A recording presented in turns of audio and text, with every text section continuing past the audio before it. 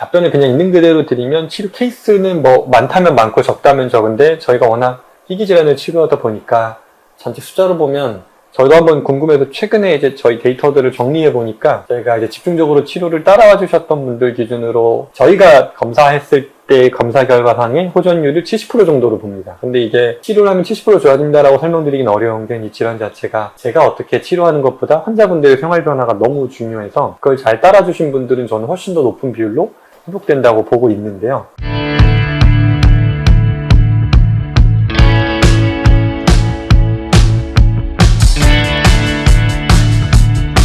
안녕하세요. 이병한의원 허준영 원장입니다.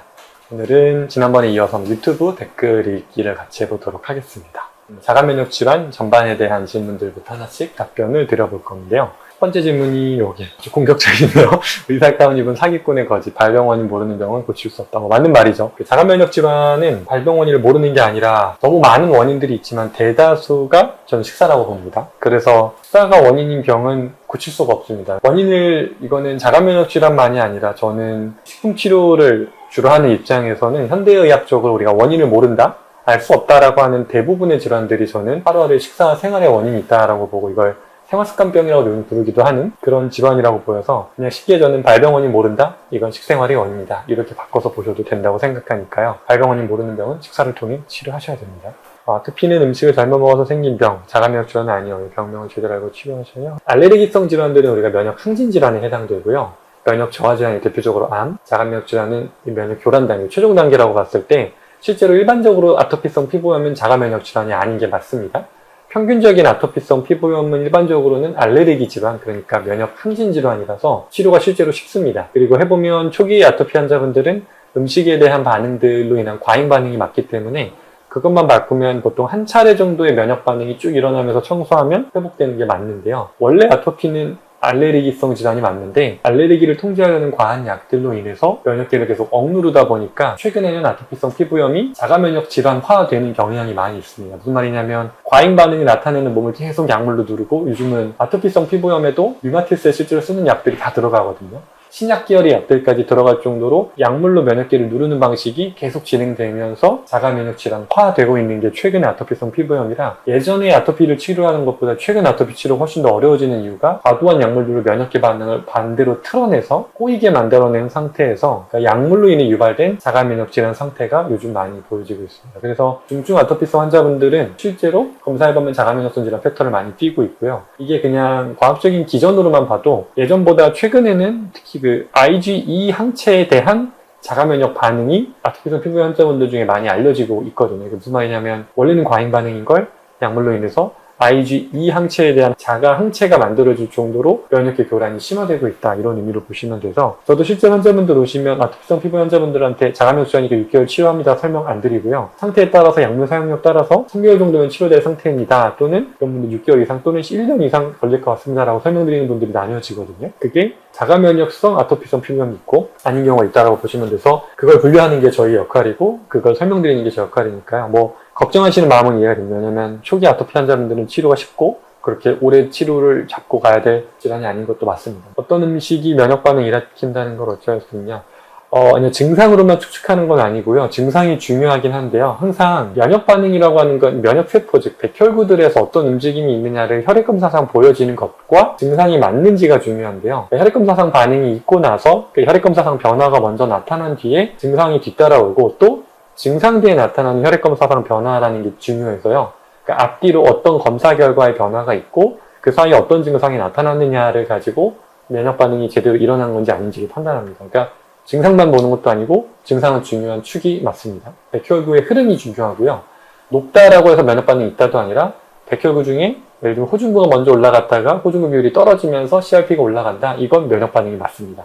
이런 식으로 해석하는 거지 증상만으로 해석하는 것은 좀 문제가 있습니다.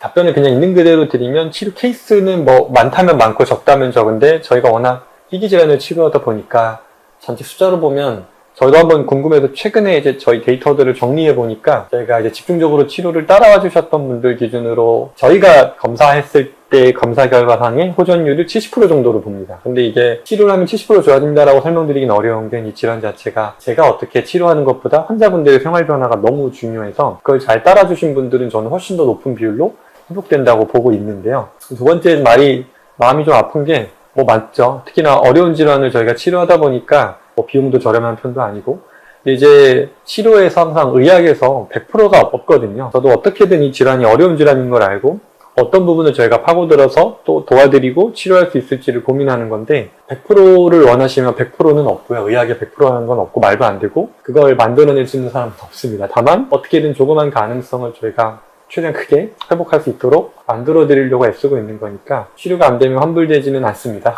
그래서 이제 이런 질문을 드시는 분들이 왜냐면 저는 익숙한 게 진료실에서 이러신 분들이 많아서, 근데 저는 그런 분들한테 그냥 정중하게 설명드리는 건 그런 분들은 치료가 안 됩니다. 왜냐면 이 자가면역 질환 자체가 기본적으로 면역계와의 신뢰를 회복하는 건데, 즉 몸의 회복에 대한 스스로가 믿음이 있지 않으면 신뢰가 회복되지 않습니다. 그러니까 몸이 회복될 거라는 애초에 희망을 걸고 해도 될까 말까 하는 질환을 안 될 것 같다라는 가능성과 안 되면 어떡할 거냐라는 이미 부정적인 가정을 가지고 시작하는 치료는 안 된다고 보시고, 치료가 안 되면 환불 안 되니까 그냥 시작하지 않는 게 이런 분들은 좋으실 것 같아요. 왜냐면 너무 이미 고생을 많이 해오셔서 이런 마음이 드는 것 같은데, 이 부정적인 마음이 좀 변화가 생길 때 치료 시작하시면 분명히 치료는 될 거라고 저는 생각합니다.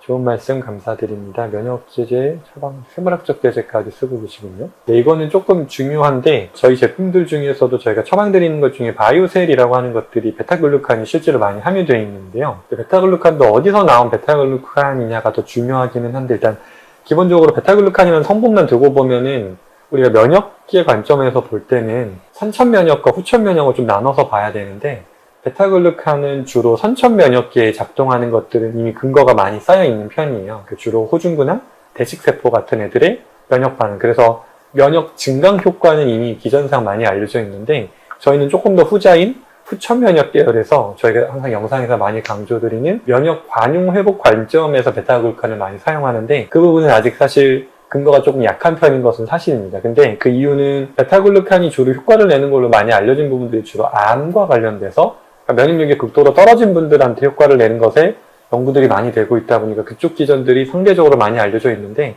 최근 들어서 후천 면역 관련된, 말초 면역 관용 관련된 부분들에서도 조금씩 연구들이 나오고 있고, 저희는 그 관점에서 쓰고 있어서요. 자가면역질을 앓고 있는 분들이 항상 헷갈리는 게, 면역 억제제를 쓰고 있는데 면역을 증강시키면 안 되냐? 당연히 안 됩니다. 근데 이걸 이해를 잘 하셔야 되는 건, 면역 증강과 면역 조절이 다른데요. 제가 영상에서 면역 관용 설명드릴 때 면역력이라고 하는 거는 싸울 적과 싸우지 않을 적군을 구별하는 게 핵심인데, 무작정 군인들을 늘리는 게 중요한 게 아니고요. 늘어난 군인들을 조절해서 제대로 싸울 수 있도록 도와주는 역할을 하는, 제가 지휘관이라고 많이 비유하는 애들이 이 조절 T세포라는 애들인데, 대표적으로 이런 면역세포들의 숫자를 늘리는 건 중요하거든요.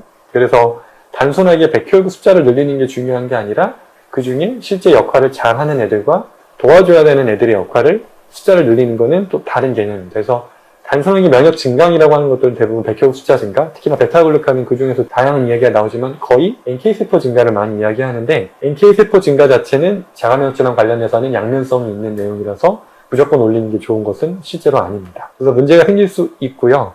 자가면역질환을 앓고 있는 분들은 베타글루칸 사용은 주의하시는 게 좋습니다. 이제 저희는 지금 치료 과정에서 설명드리면, 보통 파도를 설명드릴 때 면역 반응이 올라오는 시기와 떨어지는 시기가 혈액검사상 보이는데, 올라오는 시기에는 베타글루칸이 큰 도움이 오히려 안 되고요. 떨어지는 시기, 즉 면역 관용 회복기로 넘어가는 시기 때는 베타글루칸이 영향이 커서 저도 처방을 드리고 있는데, 그 타임에 맞는 베타글루칸을 처방드리고 있고, 그 시기를 찾아서 쓰는 게 중요하기는 합니다. 특히나 생물학적 제제 쓰시고 계신 분들은 베타글루칸은 정말 주의하셔야 될 필요가 있는 게, NK세포를 포함해서 림프구 관련된 활성도가 많이 알려져 있기 때문에 생물학적 제제 중에 T세포나 B세포 타겟하는 효과가 있는 것들이 대부분이다 보니까, 그런 약물 쓰시는 분들은 주의하실 필요가 있을 것 같습니다. 치료 비용이 만만치 않을 것 같은데요. 네. 저희가 저렴하진 않습니다. 저희가 하는 치료가 왜냐면 신경 써야 될 것도 많고, 그만큼 저희가 좀 에너지를 많이 쓰면서, 약도 약이지만 환자분들의 생활을 찾고 문제를 찾고 바꿔야 되는 것들을 찾는 데 에너지가 너무 많이 들다 보니까, 또 제가 혼자 할 수 있는 한계가 있다 보니까 저렴한 치료는 아닌데 그에 맞는 효과를 충분히 내드리고 있다고 저는 생각하니까요. 가치 있는 치료니까 대신하시고 오시면 도움이 될 것 같습니다. 면역력 올려주는 홍삼 제품. 홍삼은 위에서 설명드렸던 베타글루칸과 좀 비슷한 장점으로 보실 수 있는데, 주의해야 되는 게 맞습니다. 근데 하나, 홍삼, 특히 이제 인삼을 봤을 때 인삼이 이 면역 관련돼서 참 재밌는 연구들이 많아요. 얘가 양면성을 갖는데요. 그러니까 보통 인삼하면 면역력을 올린다라고 많이 알려져 있는데 실제로 류마티스 관련 연구들 중에서는 인삼이 염증을 완화시켜주는 효과들도 많이 알려져 있는, 그러니까 똑같은 인삼인데 그냥 쉽게 표현하면 면역력이 떨어졌을 땐 올려주고요. 면역력이 과할 땐 떨어뜨린다라는 효과가 실제로 많이 알려져 있는 편입니다. 근데 이게 체질, 유전체 타입에 맞춰 썼을 때 그런 효과를 나타내고 실제로 잘못 사용했을 때에는 염증을 매우 악화시키는 효과들이 홍삼에 있기 때문에 홍삼은 무조건적으로 사용하기에는 좀 위험한 건 맞습니다. 경험상 현미, 콩밥에 섬유질 식사량이 완전 쾌변인 겁니다. 맞습니다. 숙면과 쾌변은 건강에 매우 필수 요소가 맞고 음식을 강조하는 이유가 실제로 장이 우리 몸 안에서 가장 많은 면역세포가 모여있는 장소죠. 그리고 가장 많은 면역 반응이 일어나는 곳이니까요. 면역력을 조절하기 위해서 장을 조절하지 않으면 당연히 안 되는 게 그런 이유라고 보시면 됩니다. 실제로 중요하고요. 커큐민 먹고 있습니다. 직구에서요. 우리나라에 있는 좋은 커큐민도 소개 부탁드려요. 고맙습니다. 우리나라에는 권장드릴 만한 커큐민 제품은 없는 것 같고요. 저는 실제로 한약에 강황이라고 하는 재료들을 M타입 분들에게는 많이 쓰고 있고 M타입 분들에게 커큐민, 강황은 중요한 효능을 내는 편입니다. 근데 이제 M타입 중에서도 열성 질환들이 나타나는 뭐 대표적으로 쇼그린 환자분들이 조금 주의해야 되는 경우들이 있어서 M타입이라고 다 권장드리지는 않습니다. 항진증이 다시 재발했다. 어떻게 하면 좋을지 막막합니다. 도움 부탁드립니다. 네. 갑상선기능 항진증이 워낙 재발이 흔한 질환이고요. 갑상선기능 항진증의 원인은 면역 질환인데 그 면역계 교란의 원인이 있는데 갑상선기능 항진증에 쓰는 약들은 그 면역계 교란을 회복하는 약들이 없거든요. 안티로이드나 메트마졸 같은 약들이 나쁜 약이라는 게 아니라 갑상선 기능의 항진을 도와주는 건 맞는데요. 기능 항진증의 원인이 되는 면역계 교란이 치료가 안 됐기 때문에 다시 재발하는 거라 이런 분들은 그 면역계 교란 자체를 회복하는 게 정말 중요합니다.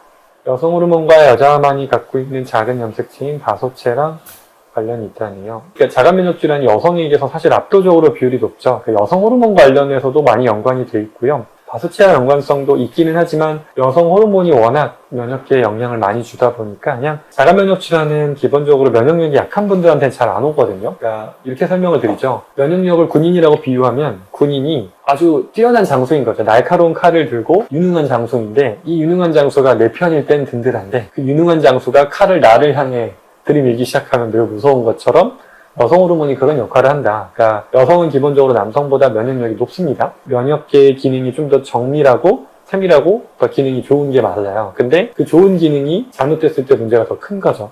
여성이라는 특권이 있고요. 면역계의 특권이 있는데 그 특권이 잘못 사용됐을 때 더 무서운 질환으로 온다고 생각하시면 좋을 것 같습니다. 3차 완료하고 코로나 걸리고 한 달에 수그린 진단. 네. 이게 항상 질문이 많은데 그러니까 백신도 그렇고 코로나 같은 감염이 자가 면역 질환의 트리거가 되는 경우는 분명히 많거든요. 이거는 백신은 좀 논란이 있지만 어쨌든 코로나 같은 바이러스성 질환들은 중요한 자가 면역 질환의 원인인 경우들이 많습니다. 근데 정확하게는 감염이 됐기 때문에 자가 면역 질환이 왔다기보다 그러니까 감염이 됐다는 건 바이러스가 들어와서 면역계가 그거랑 싸우면서 한 차례 열심히 반응을 한 거죠. 근데 그 과정에서 면역계가 빨리 정상 반응으로 돌아와야 되는데 바이러스를 만나니 그게 폭발적으로 퍼져나온 거지 코로나가 원인이라고 보기는 좀 어렵고 항상 코로나는 트리거는 분명히 되는 것 같습니다.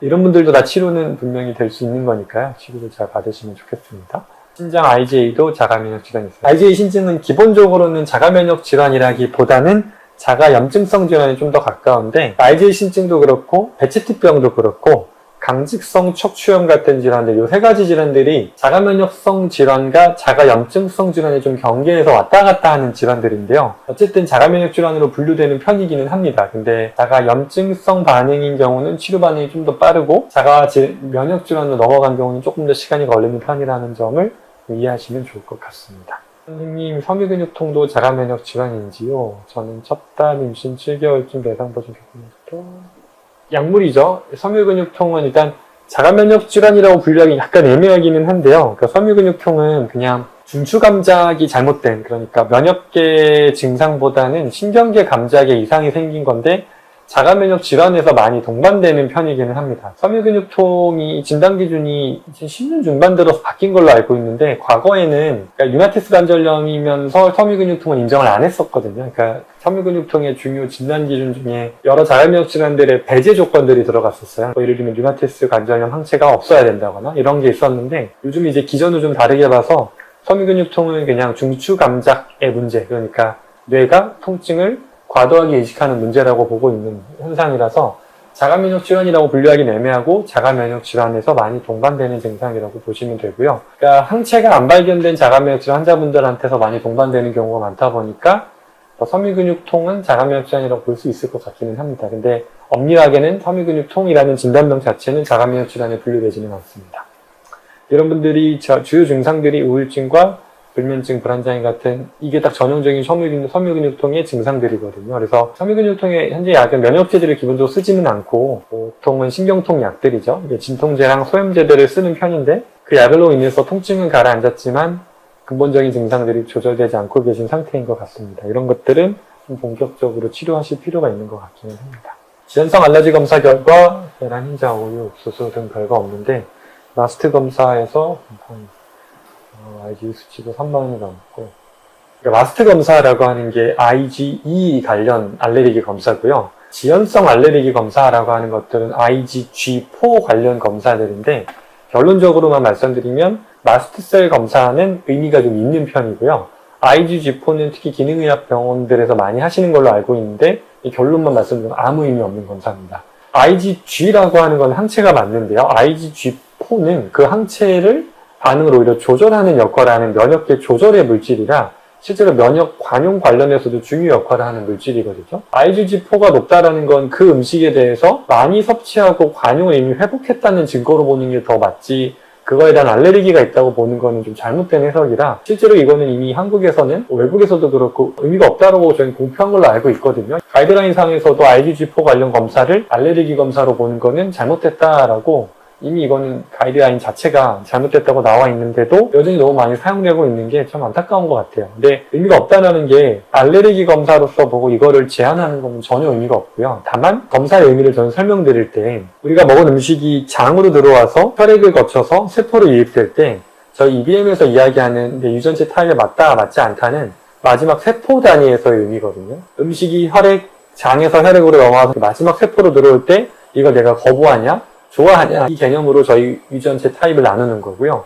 IgE, IgG는 혈액 단위에서의 의미인데 내가 먹은 음식들이 혈액으로 덩어리째 들어오게 되면 그러니까 즉 분해가 덜 된 상태에서 들어오는 물질들은 혈액 단위에서는 기본적으로 항원으로 느끼게 됩니다. 그러면 덩어리가 큰 항원에 대해서 우리 몸은 항체를 만들게 되는데 그게 IgE, IgG 같은 이런 항체들이거든요. 주로 이제 IgG가 혈액 반응에서 많이 나타나는데 그러니까 즉 IgG4에서 어떤 게 많이 나왔다는 의미는 두 가지 의미로 보시면 되는데 기본적으로 요즘 장누수증후군이라고 이야기하는 장벽 기능의 이상, 그러니까 장벽이 약간 헐거워져 있는 상태에서 어떤 음식이 충분히 장에서 분해되기 전에 덩어리가 큰 산물 그대로 이 장벽을 투과해서 혈액으로 넘어와 버린 게 있고 그거에 대한 항체를 많이 만들었다는 거기 때문에 의미 두 가지는 장 기능이 안 좋다, 장내 염증이 많이 있는 상태일 가능성이 높다라는 의미 하나가 있고 두 번째로는 그런 상태에서 내가 많이 먹은 음식일 가능성이 높습니다. 그러니까 IgG4는 그냥 내가 장에 염증이 있다 정도로 이해하시고 장이 좀 안 좋은 상태라는 건 맞다. 그리고 그동안 많이 먹은 음식들이 나오고 있는 거니 그 많이 먹은 음식들이 염증을 유발했을 테니까요. 그거를 제한하면 효과가 있는 것처럼 느껴지는 것도 사실입니다. 근데 그게 유전체 타입 간의 차이가 있고 내 몸이 정말로 안 맞는 음식이냐가 아니라 장내 염증이 많은 상태에서 많이 먹은 음식이다 정도로만 의미를 이해하시면 될 것 같아요. IgE는 조금 차이가 있는 거는 IgE는 혈액 반응으로도 많이 나타나지만 주로 아토피성 피부암이나 천식 같은 점막과 관련된 알레르기 반응, 그러니까 피부나 코 같은 곳에서도 많이 나오는 물질들이니까요. 특히 피부랑 많이 연결되는 편이라 IgE 중에 예를 들면 파인애플 같은 경우가 항체가 높은 분들은 실제로 피부에 닿았을 때도 그게 알레르기 반응을 일으킬 수 있기 때문에 아까 이 환자분 같이 IgE에서 파인애플 높게 나왔으면 알레르기 유발할 가능성이 IgE 검사, 그러니까 마스트 검사는 의미가 좀 있을 수 있습니다. 근데 이것도 마찬가지로 IgE가 높다는 건 주로 이제 호산구라고 하는 면역세포들 중에 얘네들이 많이 연관을 하는데 몸이 기본적으로 놀라있는 상태에서 좀 더 과민 반응하는 것들이기 때문에 그걸 피하는 건 좋으나 몸에 이 놀라있는 상태 자체가 완화되면 이런 알레르기 항체들도 대부분 없어집니다. 몸이 놀라있는 상태에서 많이 만난 물질들이 IgE가 높을 가능성이 높아서 IgE 원인이 되는 것들은 일단 피하시는 건 좋습니다. 근데 피하고 나서 면역계가 이 놀라운 상태가 잘 안정되는 식생활을 통한 조절이 되면 실제로 이 IgE 수치들은 대부분 더 좋아집니다. 저희가 치료해보면 IgE는 좋아지는 편이다. 다만 진먼지 진드기나 곰팡이 같은 경우는 조금 안 없어지는 경우들이 있는 편이고 음식에 대한 IgE 항체들은 거의 다 없어지는 편이라고 보셔도 될 것 같습니다. 저희가 있는 그대로 최근에 제가 요즘 영상을 사회자 영상을 별로 안 찍는 이유가 최근 연속적으로 너무 좋아지셔서 영상을 다 찍고 나서 나중에 결국 본인 얼굴이 가리고 해드린다고 해도 안 냈으면 좋겠다. 다 찍고 편집하고 나서 갑자기 안 되겠다는 분들이 좀 요즘 많았거든. 세 분이 연속으로 그러다 보니까 마음은 이해도 되면서도 참 저도 좀 씁쓸한 거는 그래도 치료가 돼서 희망이 되실 만한 내용인데도 안 해주셨으면 좋겠다는 이야기에 대해서 저도 힘이 좀 빠지기도 하고 더욱더 그동안 찍어주신 분들이 참 귀하고 감사하다는 생각이 들면서도 보통 이게 각오가 아니구나. 이게 본인 얼굴을 올리고 치료됐다는 이야기보다 저희는 사실 영상에서 전해드리고 싶은 건 그 과정을 어떻게 겪었고 어떤 고생을 하시면서 고민을 하시면서도 과정들을 겪어왔는지 그 과정 자체가 환자분들께 도움이 되다 보니까 그런 사례 영상을 찍는데 특히나 본인 얼굴뿐만 아니라 피부 질환 환자분 중에는 이전에 저 변호사님 같은 경우도 피부 사진 다 올려도 된다고 해주시는 걸 보면 그런 것들이 참 보통 감사한 일이 아니구나 새삼 또 느끼게 됩니다. 그래서 이런 영상에 찍어주신 분들이 저희한테도 당연히 도움이 되지만 환자분들께 정말 큰 힘이 되어주는 것 같아서 그런 내용들을 더 자주 찍고 싶은데 정말 잘 해주실 분들만 찍으려고 생각하고 있습니다.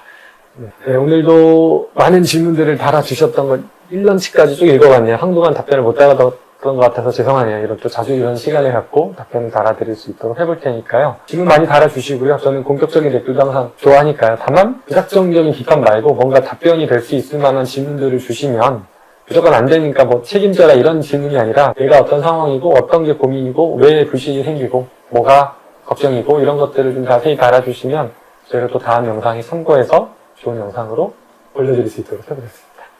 앞으로도 잘 부탁드리겠습니다. 감사합니다. 자가면역 질환에 대해 더 많은 정보가 궁금하시다면 EDMTV 구독, 좋아요, 알림 설정 해주세요.